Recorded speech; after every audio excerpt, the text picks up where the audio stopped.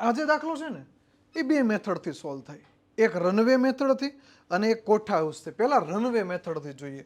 Runway મેથડમાં શું હોય? વે રકમ શું કે એક વિક્રેતાએ 60 રૂપિયામાં 12 નારંગી ખરીદી.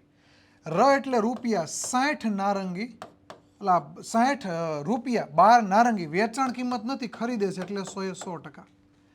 હવે 24 રૂપિયામાં રૂપિયા 24 રૂપિયામાં 10 વેચી દીધી તો વેચાણ કિંમત કેટલી? તો અહીંયાથી આનો ગુણાકાર, અહીંયાથી આનો ગુણાકાર. આની સાથે કોણ છે? છેદમાં જશે. 24 એના ગુણ્યા 12 એના ગુણ્યા 100 ના છેદમાં 60 એના ગુણ્યા 10. મીંડી કેન્સલ. 6 દુ 12 તો 24 દુ 48. વેચાણ કિંમત છે 48%. એનો મતલબ એવો થાય 52%નું નુકસાન છે આ રનવે મેથડથી.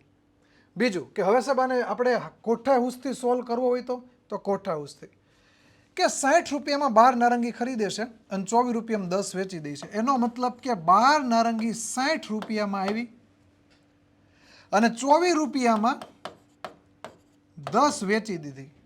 તો બે નારંગીની તમે સરખી કરી નાખો સંખ્યા.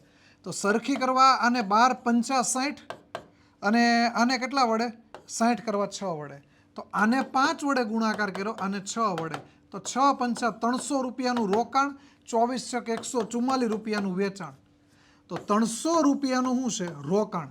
અને 156 રૂપિયાનું નુકસાન એના ગુણ્યા 100%. તો અહીંયાથી મીંડી 3 પંચા 15, 3 દુ 6, તો બી કેટલો આન્સર આવે? 52% રાઈટ આન્સર થાય.